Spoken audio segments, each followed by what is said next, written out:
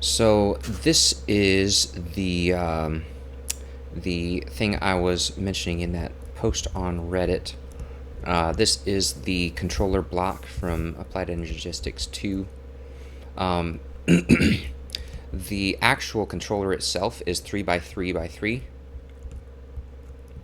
so it's just a cube, 3 by cube. The center of it is actually hollow. There's no cable or anything in the very middle. And then it is just covered with these peer-to-peer tunnels.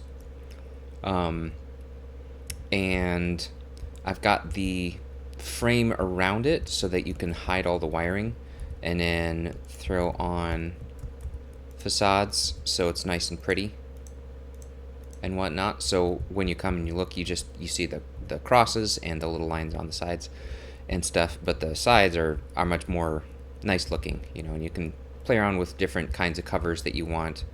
I at one point had messed with different types. I think I decided that I like the Skystone small brick the best, but of course that's hugely personal. So anyway, let me just pull these back off so you can see all of the design. So it's this basic cross and corners kind of design all the way around, and that segregates so that you've got maximum channel usage, and it's optimized so you're using the fused cables all around, but you can still kind of see how many channels are used on various ones. So obviously you can have the output anywhere that you want. I always put it on top just because it's nice to hang it from ceilings or whatnot. Or if you put it as like the center pillar where you've got a pedestal underneath and then something going into the ceiling. But you can rotate this whole block any direction that you want. Just take a little bit of conscientiousness to make sure that you rotated all of the wiring instead of just some of it, otherwise things won't work quite right. So basically you start off with the 3 by 3 by 3 cube, hollow in the middle with these holes on every side, as you know if you've done AE2 before.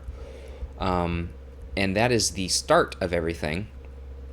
Then you will want to cover every face except for, was it just the one?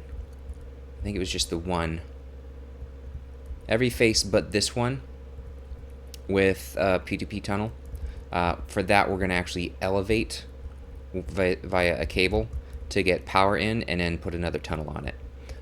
So that gets gets power to the controller so it can actually run, because you have to have a face available with power piped straight in. You can't do that through a tunnel if it's relying on the controller to pull into the tunnel for channels. That just doesn't work. You've got to have a direct tap into the controller. So once you've done all that, you also want to do those inside faces, so inside these hollow points. So each side you're going to have 8 plus 4 in the middle.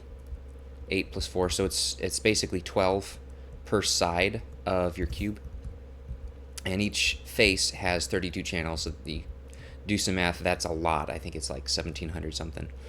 Then you want to do this cross design with one right in the middle. So obviously the big one can't fit, it's got to be a standard, plus you don't need the big one anyways. And then choose your output side that you want to go to, and then just repeat that all the way around. And you're going to have to use colors to segregate so you don't get stuff connecting, because otherwise you'll overload cables and you won't be able to get every tunnel online. So then you'll do the corners, and I like to have them, I tried it several different ways. This is the way I like to lay it out, where they're all horizontal, and it's just nice and symmetrical. Underneath, obviously, you're going to have to pick a side. It's not per se horizontal because they all are, but kind of choose a front and a back. From there, you'll take essentially the same color as your corners to run up.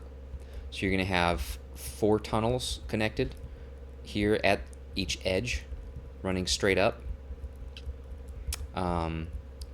just like that. So all the way around. All of the crosses will just go straight up the middle, and they'll segregate that way. and you'll want a few of them where they tee up and go into the sort of subcontroller there. And then some of these, depending on how many channels that you've got segregated, some of them will actually join between the crosses and the corners, like here. So you've got 4, 8, plus another 4, that's 12 off this corner. Another 8 here, that is 20. Another 8 here, so that's 28 if I'm counting correctly, just real quick. So I think this isn't 26. I must have miscounted somewhere. Anyway, so you're not completely filling every single channel on the main cables, but you're getting close. And then on the bottom, find a corner where that will rig up. I have the cross and one side joined together to come up one corner, and then the other side links up here with this cross and these corners. And honestly, they can flex a little bit. You just have to make sure that you're not overloading your main cables going up. So once those are all in place, you have to get a little creative up here too. It kind of stands off a bit.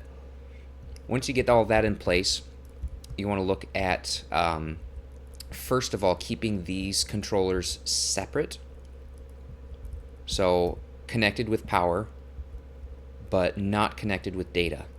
So the quartz fiber will transmit power between them, so you only need the one power source to run everything. But you're not getting them mixed up, because if you, like say, if I were to remove that, obviously that dies, and then let's see. Actually, let's not do that side. I do have a quartz fiber. Let me put this back on. Let's take out this guy and just try to put a oh, I don't have, let me dump the white. Where is I don't think I have any uncolored regular size cables, so let me just grab one. That's gray Fluix, there we go. So if we were to replace, wait, which, oh, right here, this with that, you'll see stuff kind of breaks. These aren't working anymore. So you have to keep those segregated by, let's see, shoot, now I forget which side I had. Did I drop a yellow?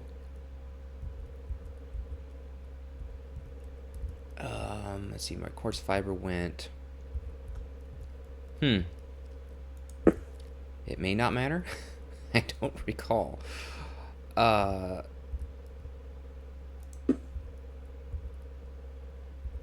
Okay, I'll just trust that that didn't break anything. It's been a while. I'm jumping into this old testing world. Anyway, you want to keep stuff segregated, and you'll wind up with 3 outputs on top. And then from there, you can access every single peer-to-peer tunnel through these guys. So this guy is segregated to these tunnels. He's segregated to those tunnels. He's segregated to those. And anywhere that you need a connection, just drop another tunnel right there. And you can have a set of machines, a set of items, whatever type, because anything that takes up a channel. And this is running one channel to that guy. That's the wonder of these tunnels. And that's running all this equipment. So this is, let's see if we could find it. 0707 is C5. I'm not actually sure where that was. Unlinked. I don't remember where that was. I think usually they've got like a color code on the back, all those little squares. Is it this? Oh, so, yep, there it is. So that guy on this one face is supplying all of this content. And then that leaves me every other face. I mean, there's, what did I say? It was 12 per side times 6. That's a lot that you can cram on a single one. And each one carries 32 channels.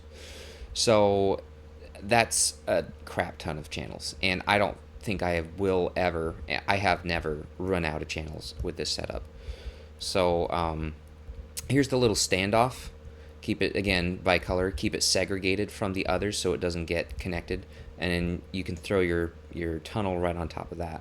So this gives power into the controller as well as via the quartz fiber and then the actual smart cable to the center one plus both sides. So that's powering the whole setup. And you're still getting those 32 channels here. I think it's a full 32. I don't think the energy cell takes a channel. No, it doesn't. So this way you actually get everything, and these are in there just to keep the facade so you can fill up a square. Color segregated so it doesn't link anything else up. I mean, I guess you could use like the purple, magenta, or the white, and that wouldn't matter. Anyway, so this is the setup by and large, and I don't remember where I first found it, but I do remember being instantly enamored with it and decided to build it. And he built his naked, as I recall. He may have had some kind of facades. He may have had it standing up where like corners came down and that was holding it up so it was kind of on stilts. I just don't remember. That was too long ago. But it's nice that you can do that and everything just stays hidden. Put that in your ceiling, or have that exposed. You know, have the bottom exposed, whatever. And the whole thing just, it looks really nice and tidy. So, huge power, small footprint, aesthetically pleasing. Run those wherever you want. You're not going to reach the limit on this thing. And yeah, really, really cool little contraption. So, yeah, thanks for watching.